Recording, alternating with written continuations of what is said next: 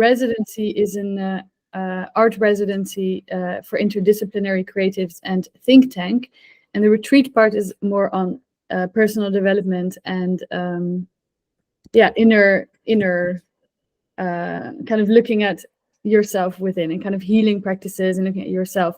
So it's kind of, for me, these things are at the moment two separate things, but I'm working kind of on ways how to integrate these more, because for me they're very logical kind of sequences, where retreats are more looking at patterns or conditioning within yourself in order to kind of maybe look at what doesn't work for you anymore, and then hopefully change that for the better and have a positive effect on the world. And the residencies are more to sit with creatives together and look at also patterns and systems and conditioning, but more in society at large, and kind of see how these maybe don't serve us anymore, and how we can change these also for the better to create a positive ripple effect. So it is really to kind of use art and creativity in the residencies and also retreats, but to connect to yourself and others and nature, and to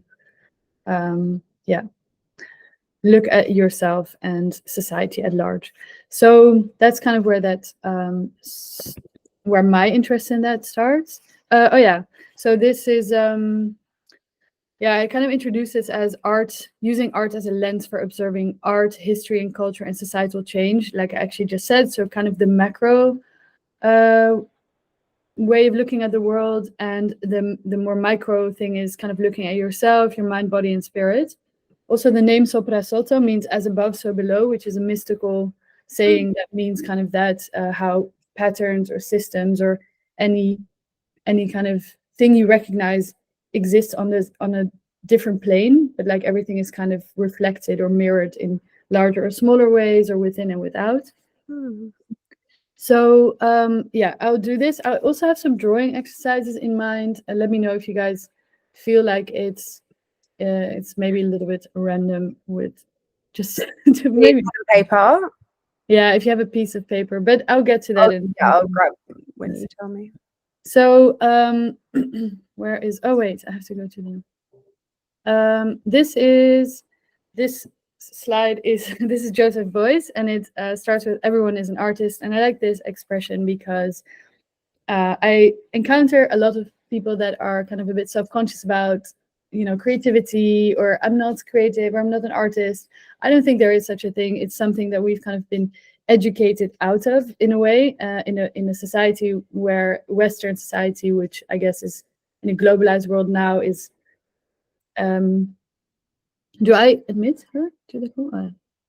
So whereas everything is compartmentalized, where you have hey Maggie. Hey. Hi. Hi, Maggie. Hello. I'm trying to find a spot, and then I will turn my camera on. But meanwhile, I'm here. I'm listening for sure. So everyone is an artist. Instead of kind of learning to shut off that part of yourself or your brain and kind of focus on intellectual things first during your education, and kind of I don't think people are not good or bad at creativity. It's very inherently to being human, and it's I think arguably what makes us human.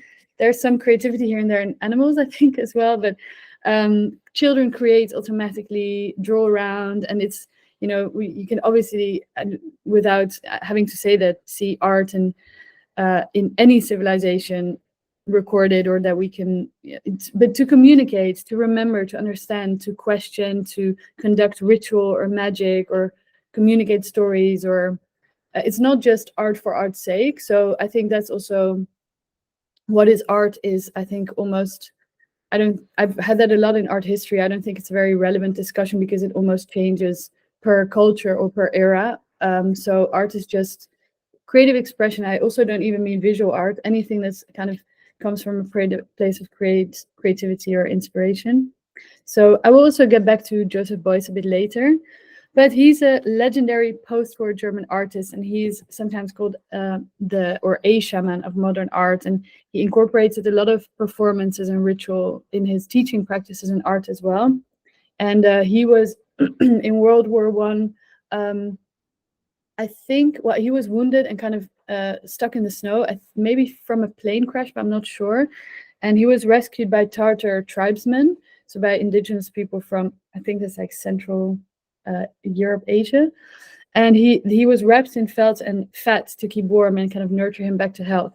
So since then, he's really tapped into indigenous cultures, also of Europe, and kind of tapped into mystical healing practices and the healing power of natural materials, and used that a lot in his art.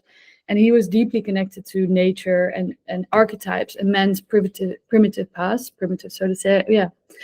And after World War II, society was completely broken, and he really wanted to use his art as a way to heal society and to heal people. So then the next slide is this is the earth without art is just I see that on t-shirts a lot, and it kind of makes me laugh a little bit, because I find it a little bit like the live, love, love version, but I do really believe in this kind of, you cannot cut art of creativity out of things, out of how to say, just because it's convenient. In government spending, creativity or art budgets are usually cut the first, which in this, what I said before, compartmentalized society, we kind of see things like that, like separate or not necessary, which is a ridiculous way to look at the world. But I mean, I guess it's functional in a way, but yeah. Anyway, I want to talk about, the word inspiration. There's some debate about where this word comes from, but it comes from the Latin word inspirare, meaning to breathe into. And sometimes people think it means like from spirit, so you're like inspired, you're like spirited, but it's more breathing into, and you kind of have the divine influence or like infused in you, like breathed in you. And creativity comes from creare, of course, so creating, and there's a lot of divine links, kind of creating something out of nowhere, and how to say that, like have this divine inspiration or spark of the divine with creativity. And I think it's also with the conversations around consciousness and us understanding more about the subconscious or brainwaves. People, if you're inspired suddenly or in a bout of creativity, it's kind of, I think, similar to being in a flow state, for example, which I think you can quite directly link to like certain brain waves, like theta or alpha or something. So if you're like meditating, you can reach that as well. So this is René Magritte. He's a famous Belgian surrealist artist. But I just have this image to kind of say that art is also, can also be, of course, decorative and highly crafty and skillful, and kind of just a good craftsperson, or political or activist art. There's a lot of ways that you can use art for. That's not what I'm going into this presentation. It's more, I want to kind of highlight that it can be a mirror to society, and a way for us to understand society, and also for creatives to shape society. And the mirror is really to kind of highlight what is happening in a certain zeitgeist. And you can see, I love how kind of art, but also fashion and music is more the visual kind of side of the sword of what is happening on a more invisible level in society, like historical events, or maybe kind of the invisible or intangible kind of mindsets that were happening are kind of translated visually in art and music and fashion. And it's almost so obvious to point out, because we're so used to changing trends, but I think whenever there's a big mindset shift or a big paradigm shift, the aesthetic completely changes. And we're so used to that happening, but it's kind of like it usually starts with creatives and kind of follows with everything then kind of changing visually as well. So in this sense, artists are really kind of an antenna of society. They really sense societal change very quickly, and can kind of communicate this in more conceptual or how to say that, more abstract ways, to back to society in a way where we understand things on different levels, that is not just intellectual. It's a lot with symbolism and color, so it hits you kind of on a subconscious level. And artists really shape society that way. So I think we should really, this is also why I love, or at least, I mean, of course I come from the art world, so I spin my story that way too, but I do think that creatives are an important group to look at when you want to influence society, hopefully in a positive way, because it's often kind of the front runners of what is happening, especially in cultural shifts. Yeah. So, and this is why I am also doing this presentation, or kind of why I'm doing what I'm doing, is to bridge this gap between art and creativity and spirituality, and yeah, seeing artists and creatives at this essential starting point to kind of hopefully have a positive ripple effect in the world, to look at systems within ourselves and society, like I said already. Oh yeah, and an important one is, I mentioned the compartmentalized part of our society, which I think is a bit bizarre. And the aim of, I think, maybe showing what happens in this presentation, but also in the work I do with the project, is to more and more integrate indigenous practices and nature's wisdom with art, with life, with embodiment, with the senses, with the personal and collective psyche, with healing, with ritual, with magic, and to kind of all integrate this and use this to connect mind, body, and soul. So, oh yeah, I'll go to the next. This is a quick, I wanted to show this slide. I love looking at how spirituality or mysticism or occult movements were portrayed throughout history. And a lot of these visuals date back from hundreds, sometimes thousands of years. And it's easy for humans, I think, to feel disconnected from the generation before and think we're so different. But humans are always humans, and we're always kind of searching or trying to explain the same thing. And I love that idea also about different paradigms. We're always just using different thought systems to how to explain the world around us. And right now we're in a very scientific and also digital era. So that is our thought frame on how to explain things around us. But I don't think looking at the world in kind of terms of alchemy or Kabbalah is less true. It's just a different paradigm and way of looking at the world, a different lens. There's also a great place in Amsterdam called the Embassy of the Free Mind, where they have a huge library of these images, and they do exhibitions as well. And it's really a magical place.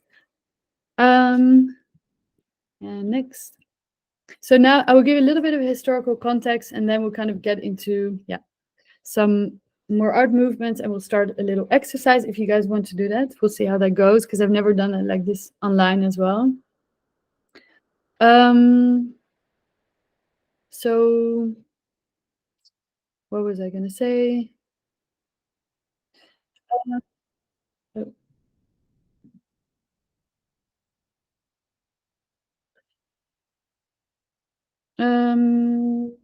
Yeah, so art, I'm going to take us through art history a little bit now. And I think it is important to understand also that art history shows us how subjective our storytelling or our narrative about our past is. And I think in learning historical facts in school, sometimes facts, yes, are facts, but everything is subjective. And I think art shows that even a bit clearer. So it's not even what is happening at that time, especially in art, like what we're looking at, what we find beautiful or important or valuable in terms of money. It's not even about that it is that, it's just that lens that we're looking at it. I hope that's a bit vague, but anyway. So the historical context, I'll start with that. So in around 1900, I'll start with this period because this is kind of when modernity started, at least in art history. It's really called the modern era. And it's also the kind of paradigm I believe in a lot of ways we're still in, after industrialization, a lot of ways we still look at the psyche and psychology and creative expression. So of course there was Freud and Jung, and there was a lot of development in psychology and psychiatry around 1900. The introduction or like deepening of knowledge of psycho, or introduction of psychoanalysis, delving into the unconscious mind, the ego and the dreams, more from Freud. And then Jung followed onto that with his ideas about the collective unconscious and archetypes and symbols and mythology, and kind of how to use this to communicate with the subconscious that we all share in a way, or that we have, in the collective unconscious, and to also combine Eastern and Western philosophy and spirituality. And Carl Jung has created this amazing book which is called The Red Book, which is a deep dive into kind of mystical creative expression that is kind of taps into different mystical traditions, not just Eastern, but it's a beautiful psychedelic kind of travel through visions. And there's some debate on whether he used psychedelics. I think the overall consensus is no, but it's really insane. I wish I actually added an image of that here, but if you are not familiar with it, maybe the Red Book is really amazing. So also, oh yeah, next slide is in science, there was a lot of development, like the X-ray was invented by Röntgen around 1900. Marie Curie found radioactive elements, and there's a lot of development around atomic theory and quantum physics. So this really made people quite widely kind of maybe rethink questions around the unseen, what we see, don't see, waves, vibration, energy and matter, how that is connected, but also how that deals with our health physically and mentally.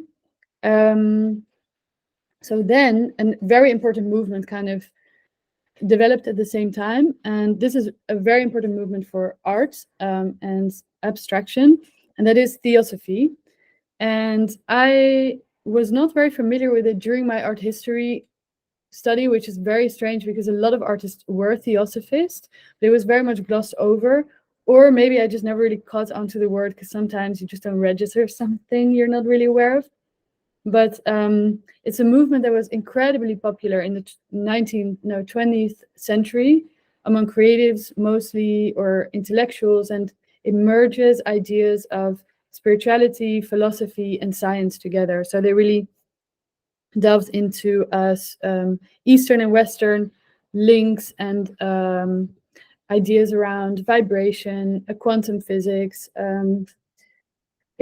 like large things about the universe at large and how we fit into that.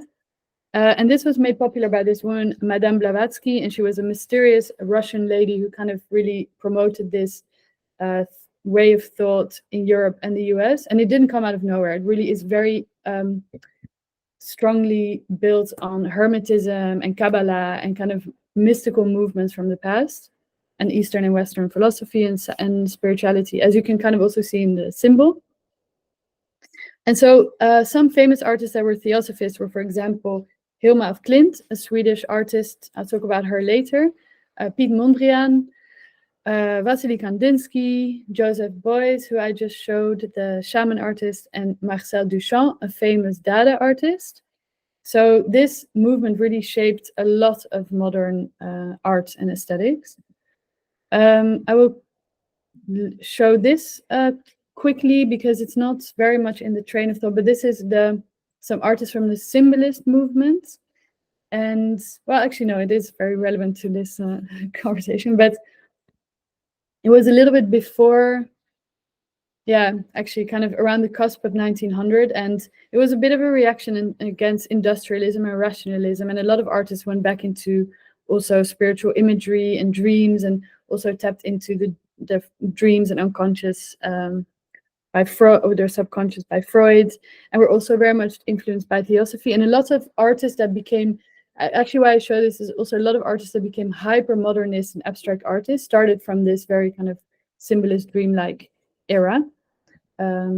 So then we come to the first abstract piece of art, which this is kind of famously the first abstract artwork. I think it is a ridiculous thing to say because who cares? It's not a competition. Also, how are you going to measure that? There's definitely, anyway, I think it's so stupid.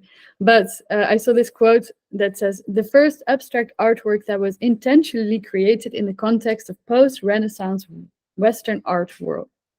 Makes a bit more sense. So this is by Kandinsky, and he was also a theosophist, and he had a condition called synesthesia, where he mixes kind of, or in your mind, sound, color, and music and visuals are mixed, and you hear sound. No, wait, you hear color and see sound. Yeah. So he actually really wanted to reduce vibrations to the essence. So that's kind of where this abstract work came from. But now I'll go on to Hilma af Klint, who I mentioned. So she's a Swedish artist, and she created these amazing works. And she was a theosophist as well. And she was living in the or around 1900 as well, or made these in the early 20th century. And she channeled these works from her spirits as a medium, and she was very misunderstood and not very widely recognized per se. And she tried to connect with Rudolf Steiner, who's who founded anthroposophy. I don't know if I pronounce it right. Yeah. He was also a theosophist, but he never really wanted to know anything about her work. And I think it's also very much due to that she was a woman and she was queer, and it was kind of hard to get through that or to be taken seriously. So she kind of also, out of sadness in a way, hid her works away after she passed away, I think around mid 20th century, for 20 years, or she wanted to hide them for 20 years. And actually they didn't really come out until much later even. And then this was in 2019 in the Guggenheim, and they sort of re-emerged sort of out of nowhere. And this was the best visited exhibition ever of the Guggenheim at that point. I don't know what happened like since then. And now she's regarded as the first abstract artist. Where is the good time? In New York. Oh. So and she just had a show at the Gemeentemuseum, or the museum in The Hague, where they connected her work with Piet Mondrian, and as both being theosophists. And I saw it, but they barely advertised it. Maggie, I don't know if you saw it, but now it's over already, I think. And she's like such an amazing and well-respected artist now, but there was barely any advertising in Holland for it, which is bizarre. So this is also Hilma af Klint, so it's kind of very esoteric and mystical, and I love it. And yeah, there's a few, I will go through a few more slides and then we'll do a little exercise.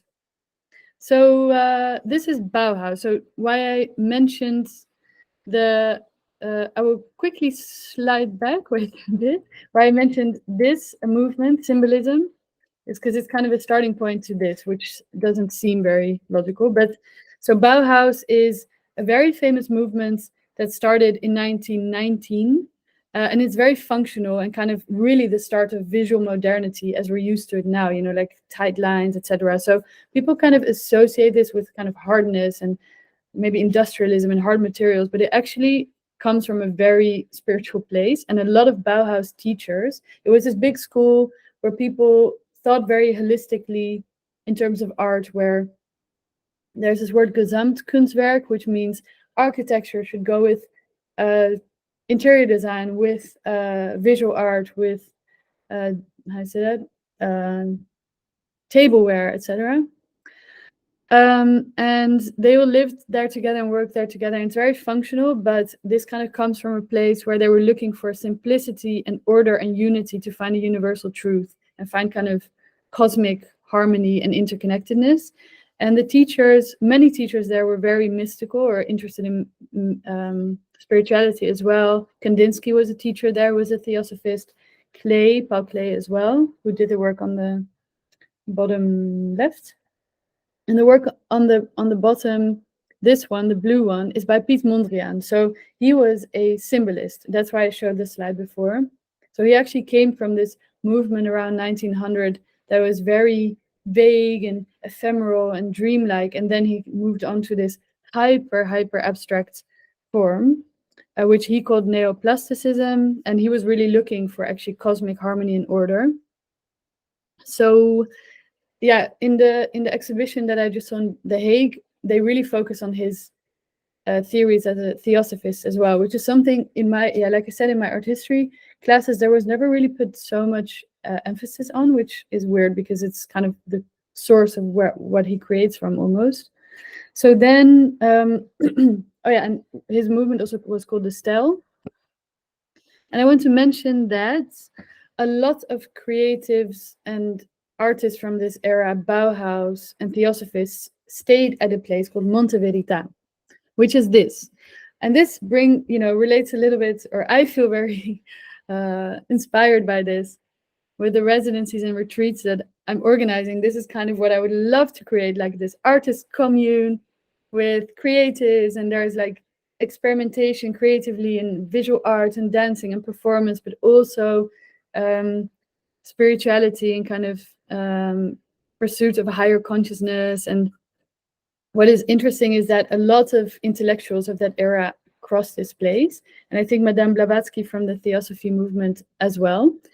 Yeah, it's very much related to Theosophy and Bauhaus, and they focused on some values like social reform, community, nature, veganism, free love, nudity, gender equality and women's rights and LGBTQ rights, racial equality, and a lot on mystical learning and pursuit of higher consciousness. And these, what kind of developed around there was a very direct influence for the hippie movements in the 60s and 70s. So this guy on the bottom is called Karl Diefenbach, and he's also a symbolist artist, which is the same movement Mondrian started in, which is the work on the right bottom, yeah, which is a dreamlike kind of spiritual era. So you can tell, I mean, he looks like almost the stereotypical hippie, a bit like Jesus-like maybe, I don't know. But he was a major hippie and walked around barefoot all the time. So yeah, he's a big influence on the 60s hippie movement. And some famous people that passed through Monte Verita, which means the mountain of truth, were Hermann Hesse, the writer, Isadora Duncan, the dancer, Carl Jung, Rudolf Steiner from anthroposophy and theosophy, and a lot of Dada artists. And Dada is a movement I will explain a bit now. It's getting a bit long. I'll get to the exercise after this. So Dada is a movement that actually developed right after World War I. And as opposed to being more spiritual and kind of, you know, utopian as a lot of these previous things were, this was very counter culture and kind of in a more cynical way, because people were very traumatized by World War I. It's actually exactly in the 20s in the interbellum area. And I guess people, of course, didn't know World War II was coming, but I'm sure they felt the tension and uncertainty and political upheaval and poverty everywhere in a devastated Europe. So after this trauma of war, there was a lot of cynicism against systems of politics and society, but also of the established art world. So they threw all rules out of the window and were very much against kind of polite bourgeois society because they saw what ugly parts are underneath it in some cases. They were against capitalism, politics and anti-art, politics, anti-war or war politics, and also against logic and ratio. So Dada doesn't mean anything, and they wrote a whole manifesto, which is quite funny to read because it's kind of all over the place as they want it to be.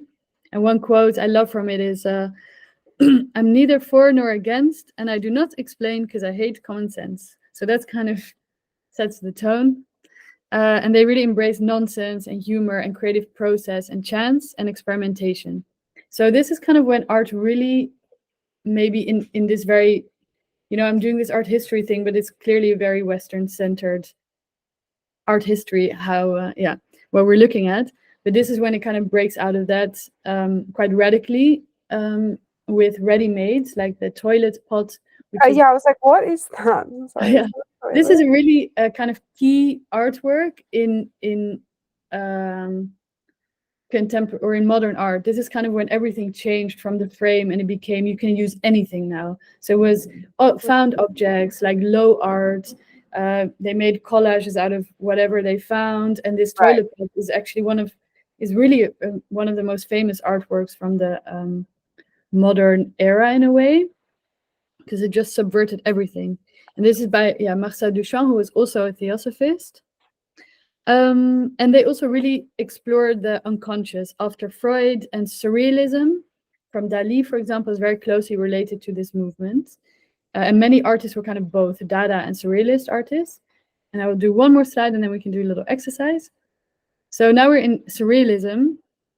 And you recognize Dali underneath. And surrealism is very directly related to Freud's ideas of the unconscious and dreams. And so the surrealist movement was actually started by a writer who took a theory from Freud, which is called automatism, where you kind of free your mind from expectations or control, and you just take a pen and start writing. scribbling and see what comes out, or you can start drawing and see what comes out. And it's almost kind of aesthetic dance, but with your hand. And the theory is a bit that it reveals your, if you can maybe read or interpret what comes out, that you will communicate in symbolism or symbols more, and your deepest kind of subconscious thoughts and desires come out. So the founder of Surrealism, André Breton, in 1924, really referenced to this automatism. So here we see works of Remedios Varo Uranga. She's not that famous actually, but Frida Kahlo is very famous. She's surrealist, but also Mexican indigenous folk art. So she's a bit of on the cusp as well. I don't think she likes to call herself a surrealist. Leonard Carrington is on the right, and then Salvador Dali. And what I love about surrealism, and most of these artists have that as well, there's a very strong component of witchcraft, ritual, and magic in what these artists do. So if you guys want to, we'll do a little exercise. It'll be like a few minutes of automatism. So if you have a pen in front of you, Let me just get one. and it's a bit of an experiment because I haven't really done these workshops, like I said, online, but we'll kind of settle in a little bit and kind of breathe slowly. We'll wait for Lacey to start, but yeah, if you can kind of, I mean, I'm a little bit hyped up because I'm talking, so I'm trying to like relax a bit as well. And then maybe we can like close our eyes for a few seconds and kind of land into our bodies and grab a pen. And if you have a paper or something, let's do that first, and then I'll say when we start.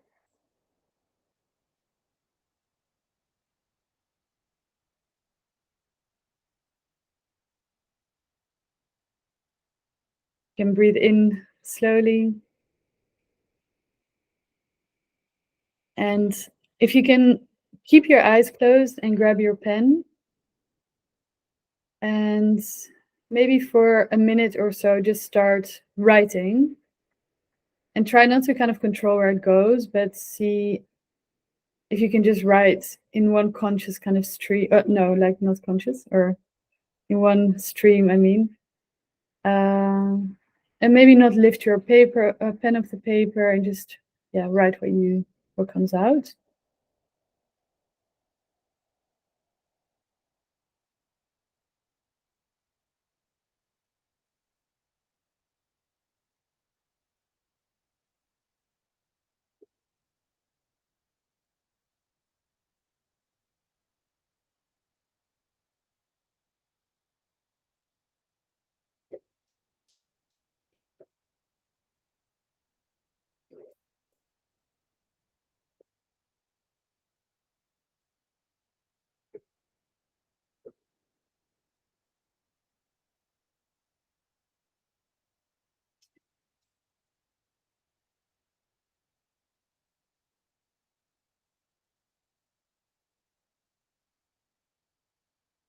And maybe now we can do a little kind of the same thing.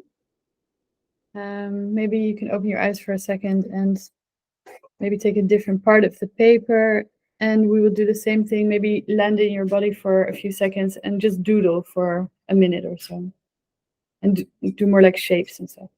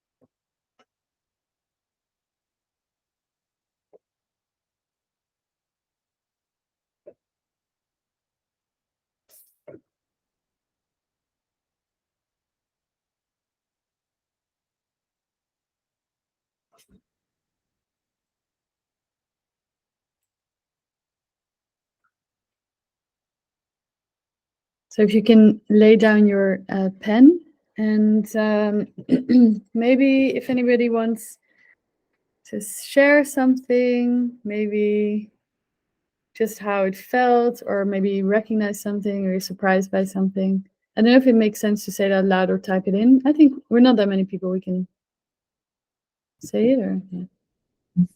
I think it's so cool. Like it really looks like art. Like I can't read what I wrote, but Yeah.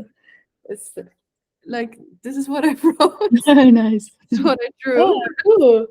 But it's I'm surprised by how it looks like. Like if you don't open your eyes, that you automatically kind of create something. Yeah, I never did this actually.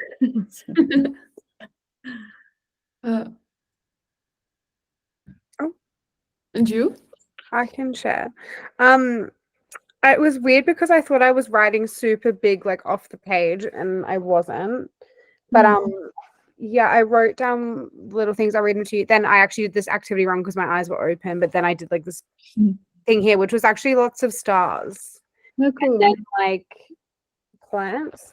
So I wrote like the first thing I wrote down was freedom is doing what I want, rainbows follow rain, and then I wrote simplicity, not heroism. I don't know why I wrote this, and then consciousness. And then when I was drawing at first, I drew like plants, a rainbow, a tree, and like these little splotches were like animals. I don't know why. It was like all connected stuff. And then I was like, oh, I need to close my eyes. And then I drew all stars. And then these to me were like those hanging plants. So I don't know what I was on like a nature trip for today. You know what? I don't really know. I haven't done this before with art. I've done this before with like not connected, like where you just write down, you don't think. But yeah, it's probably quite legit to where I'm at in my like life, I guess. So yeah, Simplicity. it was good exercise. Yeah, it was super short. I mean, I think it's nice to do this a bit longer also. I will actually really start doing this because it's kind of funny. I mean, I noticed also dipping in and out of like being aware of it and then not, and you kind of course you have muscle memory, so you go somewhere anyway in a way. Mine kind of looks like a face. Well, I don't know. Yeah, that's cool.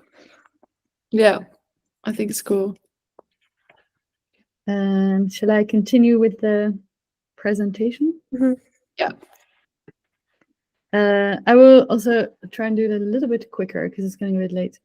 So thanks for joining the exercise. And next I want to talk about the transcendental, because we're kind of, again, taking a art historical tour through how spirituality and consciousness is explored in art. So now we're actually taking quite a jump because we spoke about Europe and the wars and the trauma kind of that came from there. And this was the exercise. Automatism is what we did, which is the technique. So these are all surrealist doodles that come from that, which is really interesting, I think. So after World War II, there was a super clear shift from the art center that was in Europe for a long time, in Paris and Berlin, to the US. And this group is actually not that famous per se, or maybe extremely influential throughout art history. And like I said, I was trying to explain that a bit in the beginning, but I wasn't really, how say that? I wasn't really able to explain it well. But art history, like history, I don't think is ever, again, I don't know how to explain this, but it's just that mind frame that we have then, because suddenly this group actually has gotten a lot of traction again in the last 10 years, which just shows there's a lot of newfound interest in spirituality and a bit more on a wider scale. So I didn't learn about this in art history. It doesn't mean it wasn't important. It was just the lens through which I was learning at that time didn't find this important. So maybe it was a time that wasn't very spiritually inclined. And that's kind of what I'm trying to say, that, you know, learning about something is more a lens rather than what it is, if that makes sense. So I love this art. This is actually one of my favorite artists, so that's why I also included them in there. These are in the mid 20th century in Santa Fe, New Mexico, where there's still a lot of spiritual activity happening, and people kind of call it a energy vortex, and it attracts a lot of artists there. And they were focused on spirituality and nature as a divine. They were in the desert a lot of experiments in non-conformity, and again related to the Theosophist movement. So it's really important to underscore how much influence this movement had on contemporary art. And this is again Agnes Pelton, and I love her work. I mean, art is of course always subjective. So nice. Yeah, it's kind of like kitschy, but not. And like I love it. Like futuristic, spiritual, natural. It's really nice. And a little bit cartoony in a way too, or something. Yeah. Like Disney elements almost. Yeah, I like it. And then I'll go to Black Mountain College because, like I mentioned, in Europe, Bauhaus was a famous school where a lot of artists, of course, were trained, and people exchange ideas there. So these are always big centers, obviously, where artistic development and experimentation comes from. And this is Black Mountain College, which is in North Carolina, started in the 30s. And here also spirituality was very much intersected with artistic and intellectual exploration. So a lot of interdisciplinary learning. We see Ruth Asava here on the bottom, and she was a basket weaver and actually has become a very renowned artist in the recent years, when there's also been a renewed appreciation for women artists, which were really left out of the canon forever, actually, until the last decades. But it was super interdisciplinary, a lot of experimentation and collaboration between also faculty and students, which was super interesting, very much around communal living, cross-cultural exchange. There was a lot of influence of Eastern philosophy, Zen Buddhism, and a lot of focus on personal growth. The yellow squares by Joseph Albers, who was a Bauhaus artist, so first, and then I think during or maybe after the war, he moved to the US, where he became a teacher here. So of course, this exchange between Europe and America, the center moving there was super strong. There was a lot of European artists that moved to the US, of course. So then this is actually a very famous movement after the wars that emerged a bit in the 40s and 50s, and it's abstract expressionism is maybe more the overlapping name, and it's a very, I think, very masculine era. It's also the era where societies were kind of rebuilt again after the wars, and very male focused, very macho.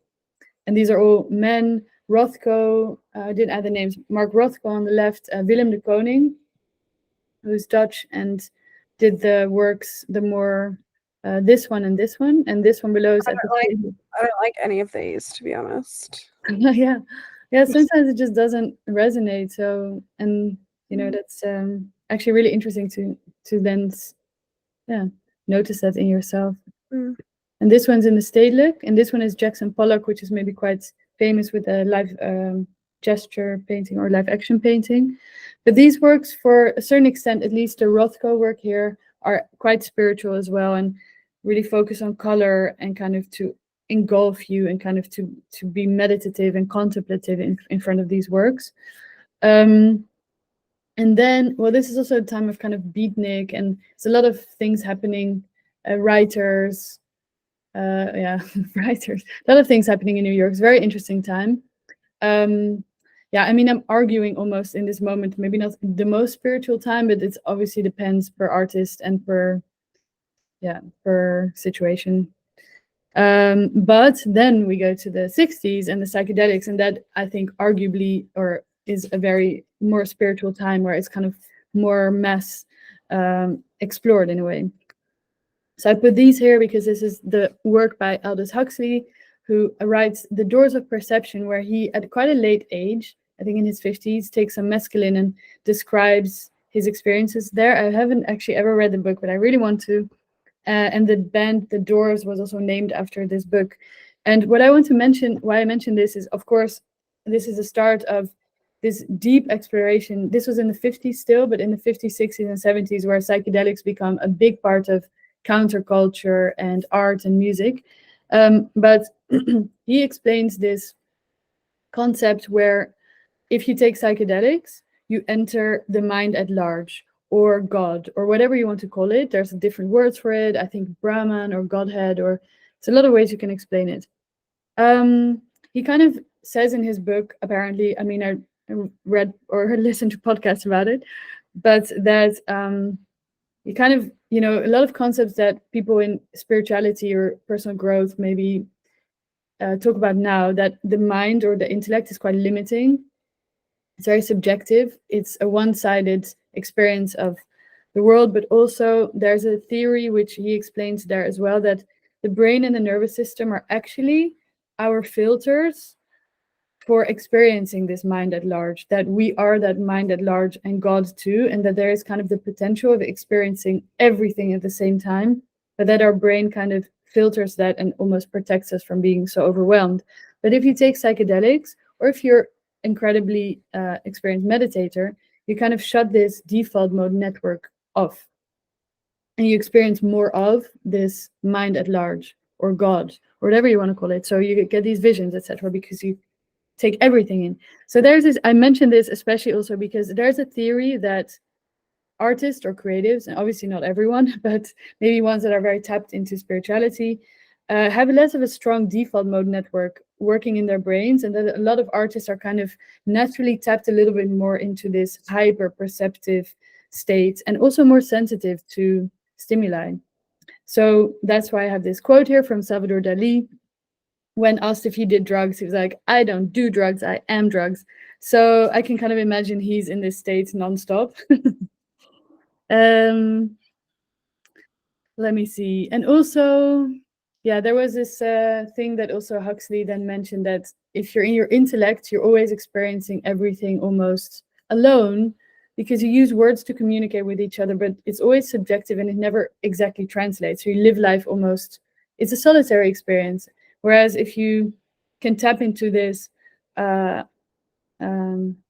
at large and experience that, not even physically but spiritually, you almost don't have to explain to someone if you've done a trip to that other person, because you've both been there. So it's kind of like a more physical, that's not even it's like a all-round experience of something that doesn't need explaining with words or the intellect. So then, yeah, that's the 60s and 70s, and it's wild, and it's hippie movement, anti-war, counterculture, spirituality, psychedelics. There's a lot of, fun too, and that's some, Anyway, and then some art movements that come out of this is that, so then really art goes everywhere, and Dada took it outside of the frame. But in the 60s and 70s, we get land art, performance art, ritualistic art, body endurance art. So it really goes everywhere. And this is where I get also really excited, because it finally takes art outside of an intellectual exercise. And this is kind of my point also of trying to not compartmentalize everything. This is where I think the influence of psychedelics, but also kind of tapping back into, or this combination of Western and Eastern philosophies, where an embodied experience is also a spiritual experience. And in Western religion, or in maybe Christianity specifically, the body is always left out of the equation when we think about religion, even not even left out of the equation, but like not deemed worthy. So this is kind of where the body and the environment and everything becomes part of art. And some people get frustrated about this sometimes and be like, but what is art? It's not the point. It doesn't matter. I mean, it's just play and experiment and creativity. And what did I want to say about this? I feel like that actually makes sense.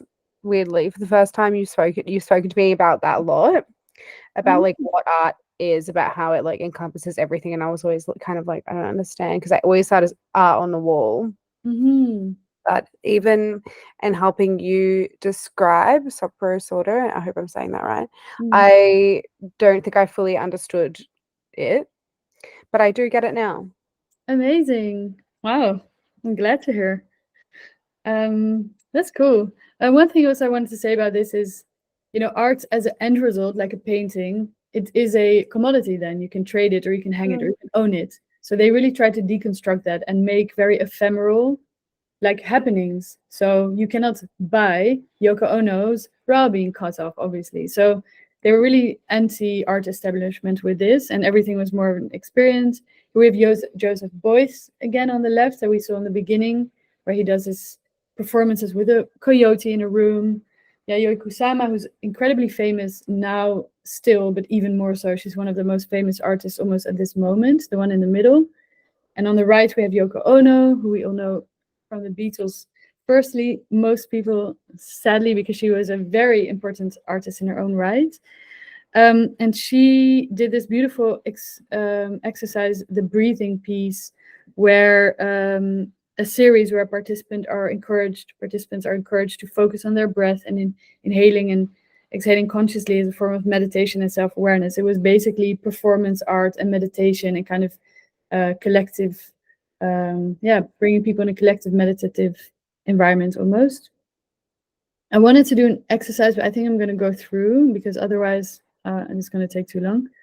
So then we'll go to this is the 80s and 90s. So this is all arguably, again, and it's my perspective, but I think the 80s and 90s were not a specifically spiritual time, and it was very actually quite violent in a lot of ways and also quite traumatized. It was very much focused around the AIDS crisis, sexuality. There was a lot of vilifying of homosexuality, of course, in that time, and identity politics became a big thing. There was a lot of fear, and it was a very angsty and kind of angry period. And you also have, grunge music and punk. Maybe it was a bit before, but then too. So very kind of anti a lot. And what happened then was the culture wars, where the National Endowment for the Arts, the NEA, which is a organization in the US, decides what art gets funding or not.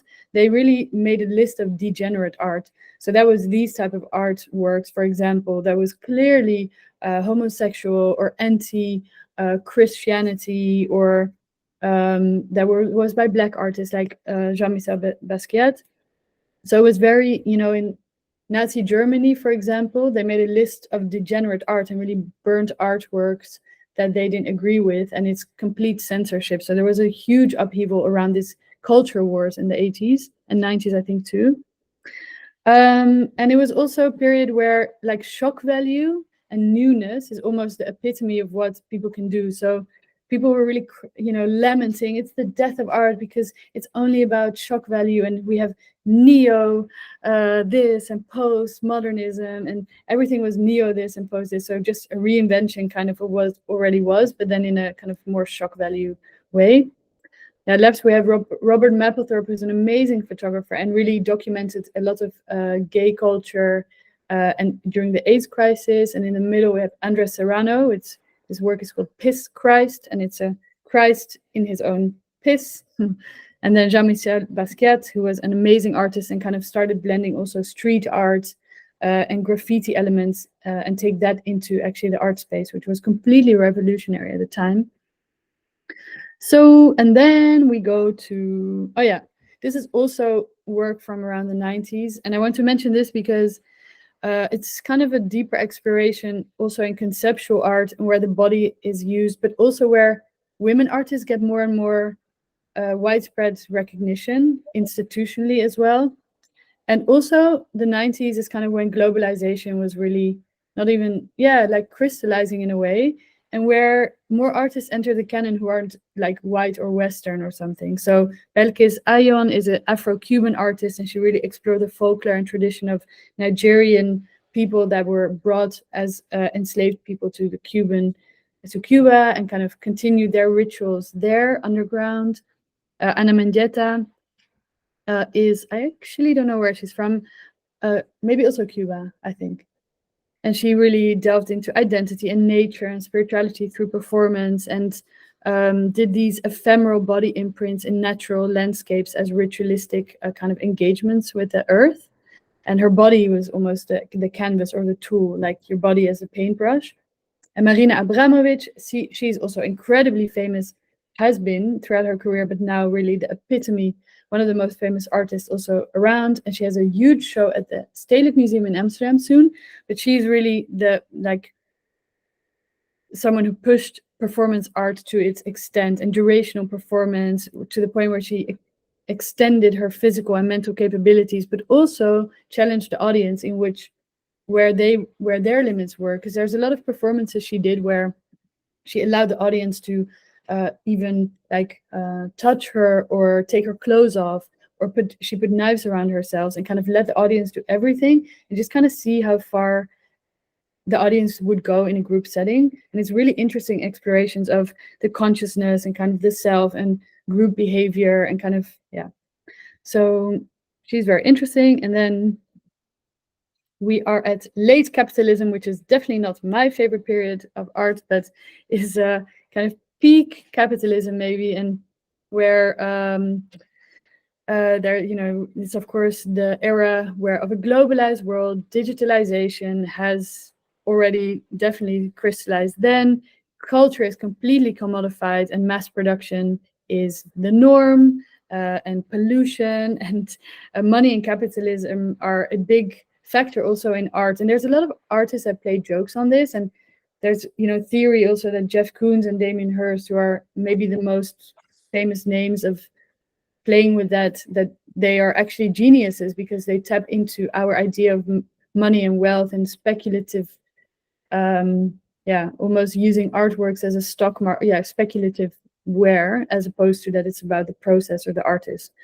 And everything is sleek and shiny and sexy and cold, and the auction houses have headline after headline because this work goes for 200 million, and it's kind of disconnected from art as a ritualistic or spiritual practice, in my opinion. Maybe we speak a lot about in this community about money mindset. Maybe that's also part of my own money mindset and projection, but I'm not a big fan of these works. And then we're actually in our era, which is more the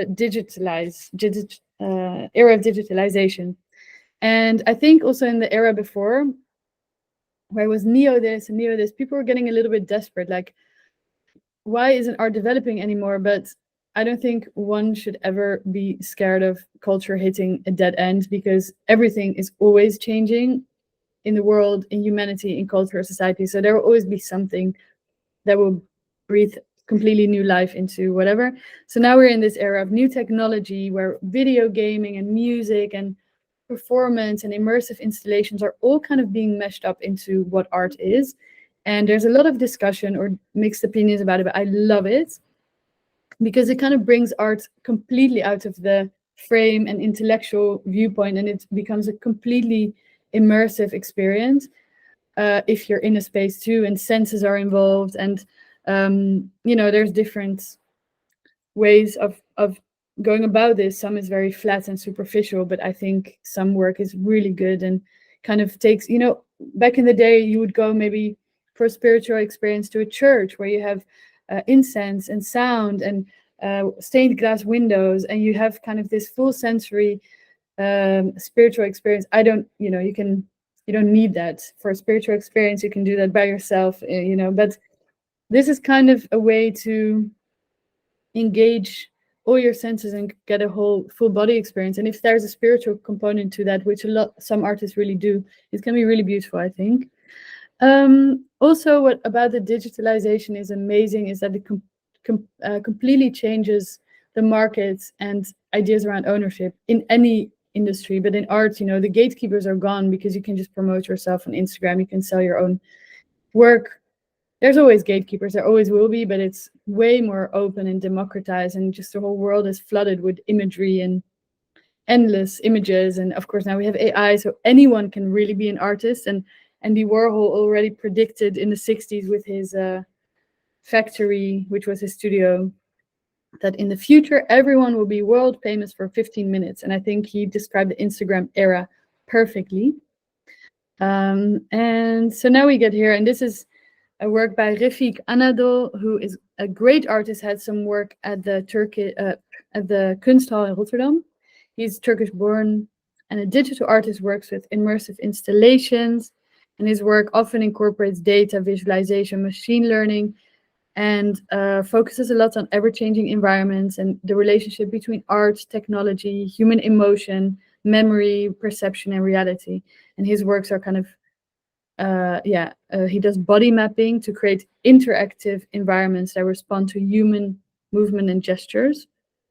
Is it still there? The I exposition? think so. I went to see it in December, so I actually don't know for sure. I hope so. Look it up. But Cool. yeah, I wanted to maybe do a little exercise with this, if you still want to, because I'm pretty much done. But I'm Yeah. done. Yeah. okay, so I quite like this area of AI. I just wanted to mention now because it's really a new ways of exploration into consciousness and self and what we are, where this boundary is between us and technology. Also, people are scared of where's the creativity or authenticity or spirit in art, but I don't think, I don't know, like what makes a human, what is spirit in something, when is it just a machine? I don't know. I think these questions are really exciting, especially I think the full body or like physical experience becomes more important as a human, and kind of learning how to use our own bodies and intuitions and emotions and kind of micro things our bodies tell us. And this is something we cannot outsource. And I hope and think actually more importance will come on kind of really basic things like that.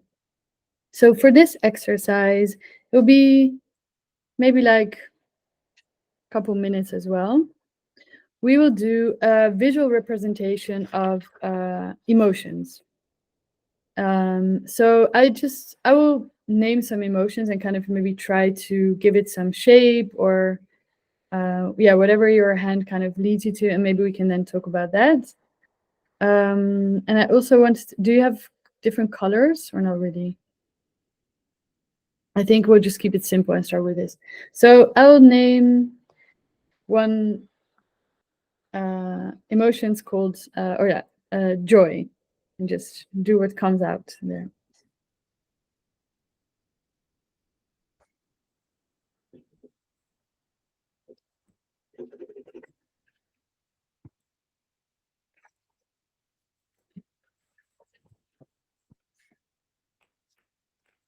And we need to draw something related to joy.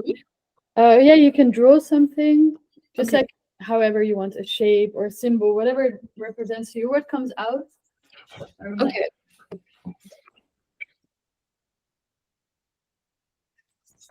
And then for next one, maybe anxiety.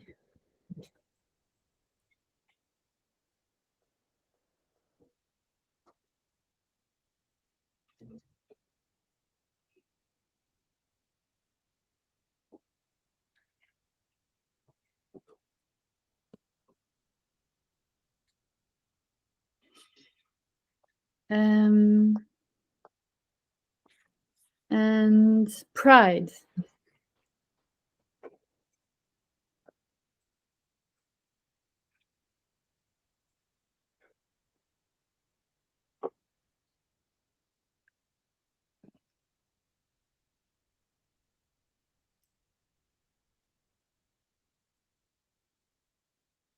Anyone want to say another emotion? I don't know.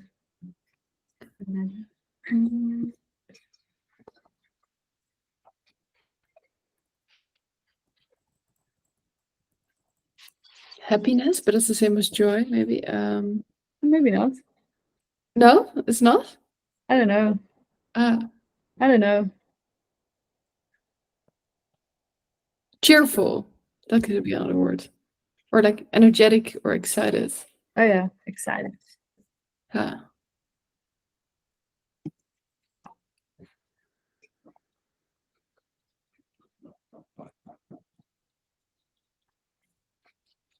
Now maybe give two more. What about anticipation?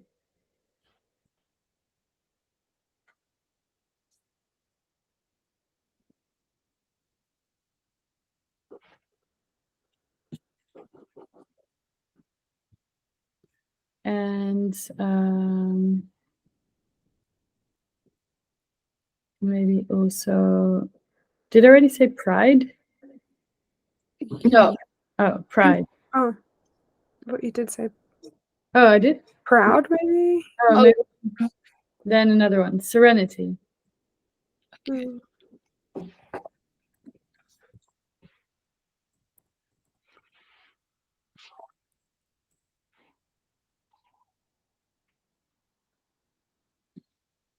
And so now there's one more element to the exercise, is if you can try and draw in more shapes or symbols what you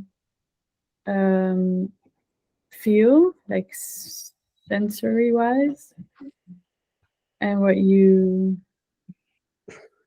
smell and what you hear and what you see. It doesn't have to be a full drawing of what you see, but kind of symbolize it.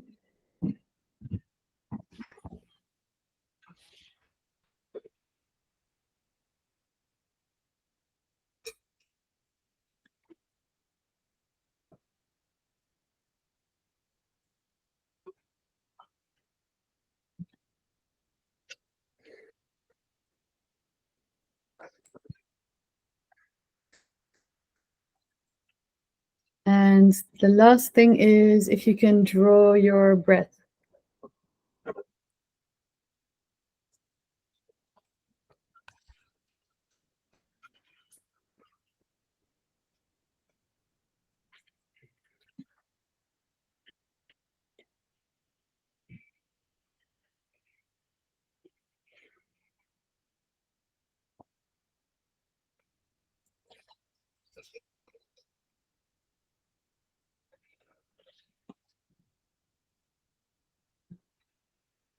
And so I don't know if you want to share anything about it, if you have a thought or I can share mine. Mhm.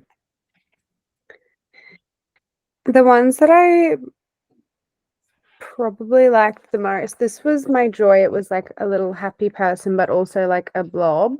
It was like my anxiety of like, it was a knot, or like this was actually like ice. Mhm. Because I feel like when you have anxiety, like you freeze. Yeah. It's like knots in your stomach.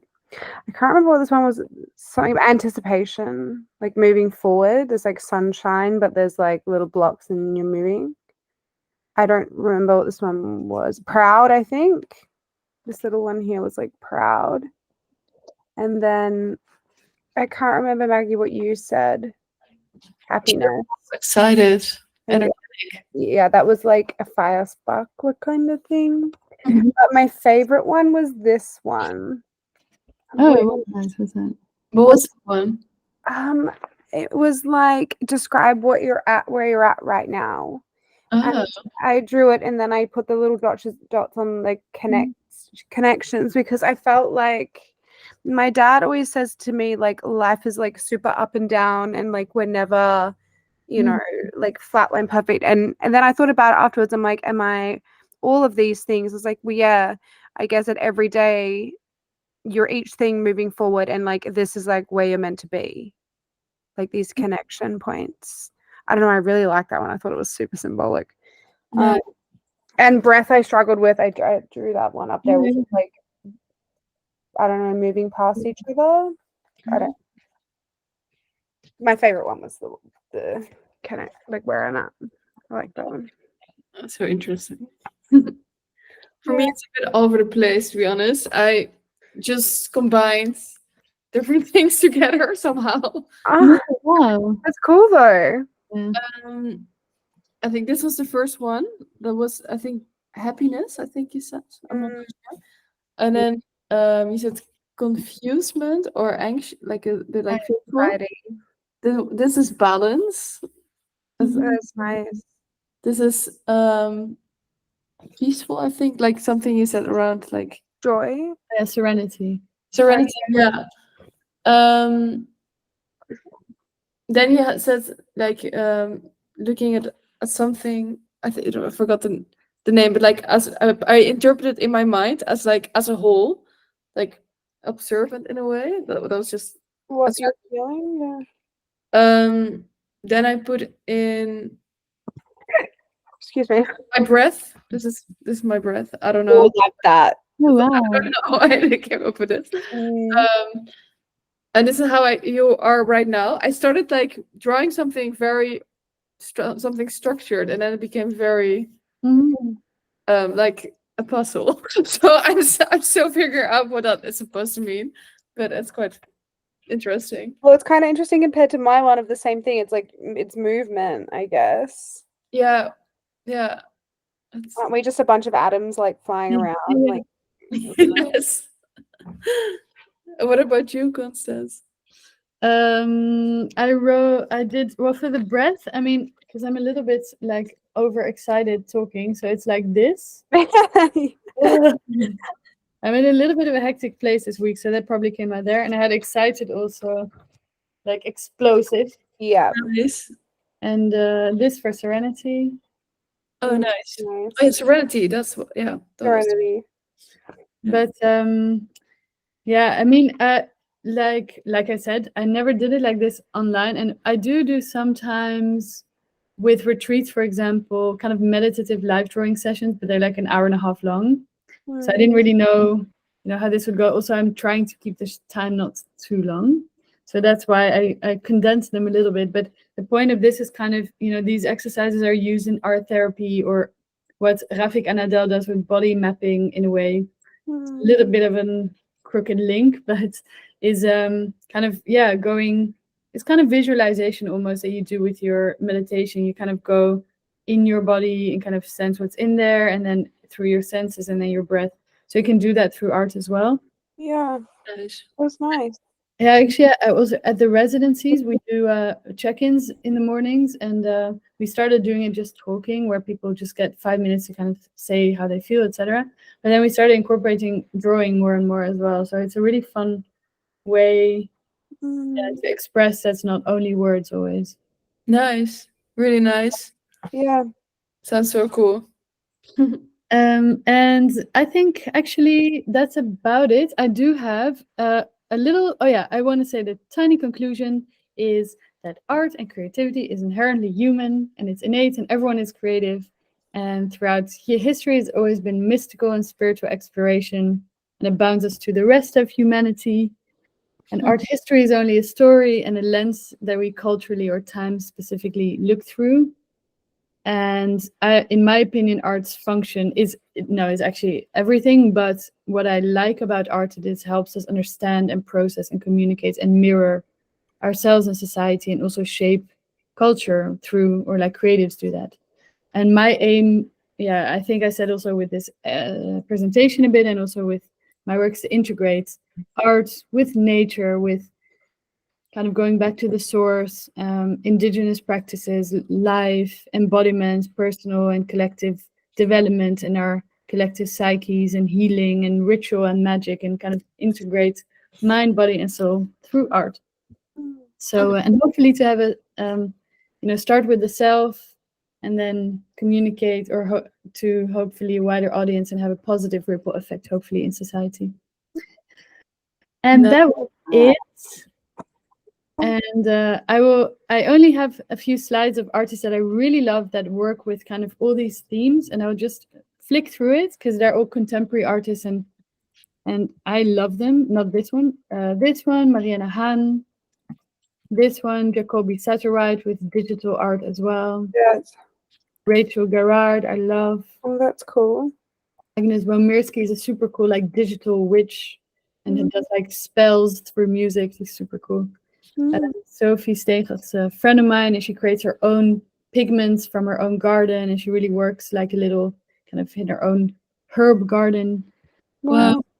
Herman Vries is a famous Dutch artist and works in a similar way, with extracts from nature to make his pigments. And Tabita Rezaire works very kind of ritualistic and digital, and focus on neo-colonialist and magic as well. So these are all artists I really like. I just wanted to show you. And that is it. Now it's done. That's cool, Connie. I feel like I actually learned stuff about art. Yeah. Thanks for joining, you guys. That's So good. nice. Thank you. It's so cool you started with the retreats as well. Yeah, well, I did those also in the last few years a couple times. For like a weekend usually, and now I have one that is a bit longer for a whole week in May. But I still have to fill in the whole programming. So cool. If Fine. anyone wants to chime in, let me know. One day at a time, girl. One day at a time. And she's like, no, I'm not doing it. I'm procrastinating. No, it was really, really good. I felt like a lot of times I go to like art things and sometimes I just don't understand much. I feel like even